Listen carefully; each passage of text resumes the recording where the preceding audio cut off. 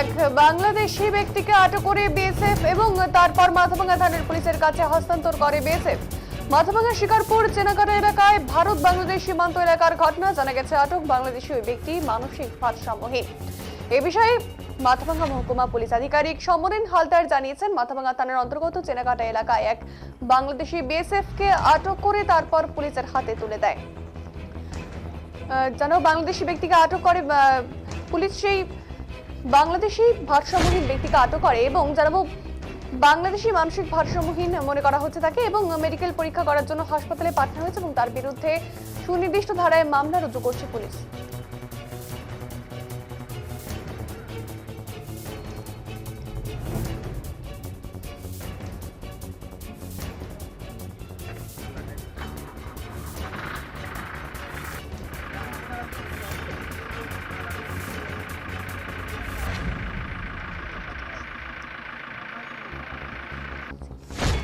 গতকাল বিওপি পরাশর থেকে শিকারপুর এবং চেনাকাটা এরিয়া থেকে বিএসএফ অফিসিয়ালের পক্ষ থেকে একটা বাংলাদেশ ন্যাশনালকে সন্দেহজনকভাবে তাকে আটক করা হয়েছে এবং তার এগেনস্টে একটা স্পেসিফিক কেস আমরা থানায় মাথাভাঙ্গা থানাতে স্টার্ট করেছি।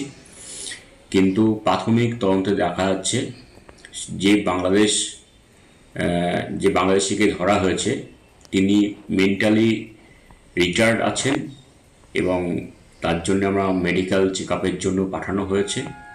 মেডিকেল চেক আপ যে এক্সামিনেশনের রিপোর্ট পাওয়ার পরে পরবর্তী আমাদের পদক্ষেপ নেওয়া হবে। জানা যায়নি, ওই যে বললাম যে উনি মানসিক ভারসাম্যহীন, সেই জন্যে ওনার নাম পরিষ্কারভাবে বলতে পারছে না এবং সম্পূর্ণটাই আমাদের যে মেডিকেল এক্সপার্ট আছে তাদের পরীক্ষার পরে আমরা পরবর্তী পদক্ষেপ আমরা নেব।